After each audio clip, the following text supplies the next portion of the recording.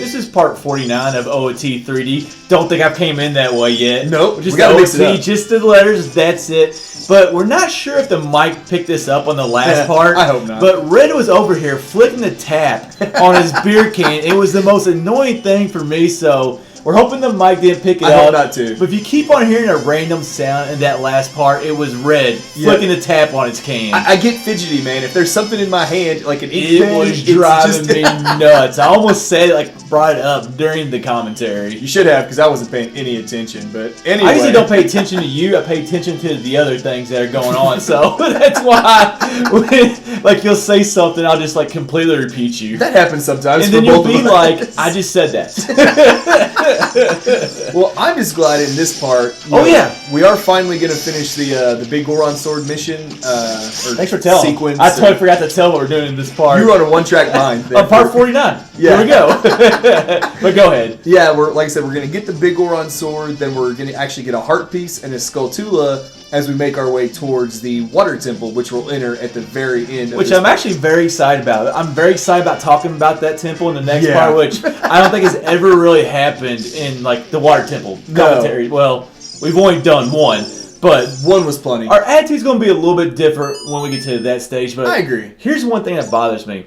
I don't understand. Okay, two things. Those eye drops, there's no way that worked for both his eyes. No, it's like such a tiny little That bottle. was not enough eye drops. And two, how can something this big, when we get it, make something like a blade that small so good? Which is funny because the blade, of course, is huge for Link, but Big Goron is a massive, massive guy. He can't have the dexterity and the fine motor control with his hands to put this sword together. I don't get it. It doesn't make sense to me either. So, but you know what? It's a Zelda game. It's Zelda. So, but right here, we're gonna play the Sun. I think he got away like 3 days actually. Yeah. So we're gonna play the Sun song like 5 or 6 times. I really didn't count how many it was, and just it makes it go a little bit faster. It does. Get the big Goron sword, then be on our way. At least it's not the worst song in the game. You know, it's not a bad song. And then the views from this might be. We kind of talked about some different places for views. This might be one of the best areas for views in the game, just because you really can look all over Hyrule, and this is probably the highest point in the game. I believe so, because we're top of Death Mountain. Yeah, I mean, there's nothing higher than Death Mountain. No. Gan's Castle, maybe. We don't really get a view from the very top of that, so... Well, we fight him before it starts crumbling. But it's all enclosed, so you don't really get a great view. Well, when you're, like, escaping around the outside... Oh, I guess then you get... Yeah, that's true, from the outside. Yeah. Spoiler for people who have not played this game, but... That's a long way away. Yeah, that's a long way. Don't worry about that if you've not played this game. We're completely talking about a different game. Yeah. Well, one thing I did like, though, while we were kind of bashing the eye drop scene, I liked how it just kind of shows, like, these different parts of Death Mountain, and it's just, like, making the echo sound of him dropping the drops in there. And it shows, like, 2 or 3 different parts of Death Mountain, and you nailed the timing on it because it was, like, right at sunset. I've done that a lot in this game. We'll actually get to see here. I don't know if it's in this part. It might be a couple parts from now. Like, when we're going through actually, it might have been the last part. Where I was going down that water trail in Zora's river. Yeah. It actually might have been the last part. Yeah. And just, like, the sun was coming down right over the mountains. Yeah. I just got that one, like, beautifully. Yep. Like I said, like, I got lucky a lot in this game with just hitting sunsets. So you sure didn't get lucky with Zelda in this game, unfortunately. No, well, that's not my play, though. That's not my playing or my timing. That's all on Link right there. Every now and then we gotta get our jokes. Whoever's a program coder for Zelda just doesn't code right. No, we never get any of the girls. All we had to do was put a 1 instead of a 0 right there, and we would have had a relationship with Zelda. It would have been great. We never succeed with any girls in Zelda games, though. No. Well, I guess Rudo's our fiance. Does that count? We succeed with the girls that we don't want. Yeah, there you go. Zelda is so resemblant of real life. Yes. Like, just... She's the girls you want, you can't get. Yeah. But the ones you don't want, they're always there. Says the guy that's engaged over it. Married. I'm sorry, married. Well, I went from girlfriend to engaged to married in 2 weeks, so it was kind of. I actually said my girlfriend the other day. It's tough to get used to. Yeah, and I was like, engaged. Oh wait, I'm married. So, and that has to do with Zelda. It doesn't. It doesn't. Well, we're kind of talking about getting Zelda as a chick, and then how in real life you can't have the girls you want. So we're just just relating Zelda to real life. Hey, we try to do that from time to time. We like to bring some realism into our commentary. That's why we love going into the milk bar. Yes. Because we're both like, home. It's a bar. Let's go. Yeah. It better be like some kind of alcoholic. White Russians. Oh, you know the Chateau Romane. Oh. You know that's a good drink. It gives you that magic power for yeah, that's what they call it. Yeah. That's what I call it too. That's what we call drunk.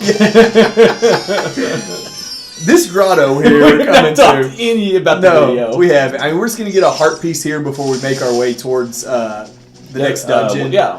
And it's good to get it because it actually gives us another full heart container. Mm-hmm. And we're all about that. Not that we don't take a whole lot of damage, not to toot our own horn or Where anything, did this random, well, I guess it's kind of like a cave, so this is Yeah. possible. Just like a nice little water cove. It was. In a cave that doesn't even have an entrance. That really was. Unless you bomb it, so. And you couldn't get that one until you had the golden boots because we couldn't get to that piece of heart that was all the way down there. So now, one thing, and we'll talk about this some in the next part, or the next temple, actually, but we didn't really see it right there, but in this game, equipping the iron boots is just so much easier. Yes. And we first saw, I think we used our iron boots. At the very end of the ice cavern. Ice cavern, but like in this next dungeon, that makes it so much easier. It really and does. That's one reason why I like the next dungeon so much more than I had in the past. now, and we got the big Goron sword, but we were kind of busy talking about other stuff. Yeah. The big Goron sword is absolutely amazing. I think it does twice the damage of your master sword.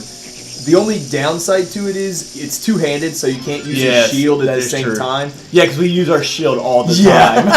What's this thing? Well, there's one big fight near the end of the game that we'll actually use our shield quite a bit. You have to kind of remember to put your sword away. And you gotta stand still. But we'll talk about that when we get there. But that's a long way away. So if you use your shield a lot, you just need to remember you can't use it while you've got the big Goron sword out. It's like when a like gets my shield, I just say, just keep it. Just keep it. Yeah. Man. I don't need it. Just keep it. I'm not going to go buy another I'm not going to go kill him. Well, you could kill him. Yeah. I don't mess with kill him. I'm like, you know what, dude? I got my shield. I don't use it. You can have it. That happened to me in Skyward Sword. I had my shield break, and it took me like a long time to finally decide to buy a new one. We've talked about it before. I just have a shield. I don't equip it. Exactly. And I just run around the whole dungeon without a shield. It's optional. Now, one thing I really think this pool right here is very cool. Like, just with the 3D remake, you could add a little bit extra details and just... It's very simple, but I just thought that thing looked cool with the shark down there. Love seeing the shark. We had that in the original version, but just a little more detail. Kind of checkered marble finish on the pool. Just, I don't know. Now, if I was Link, I'd probably freak out if I turned around and saw that shark looking at me. But at least it was behind some bars, so you weren't totally screwed. I think this is such a cool temple entrance. Like, very early in the game, if you look down Lake Hylia, which I actually did the first time playing this game, you can see the dungeon or the door down there. You're like, when are we going to get here? But anyways, we are here now because this wraps up part 49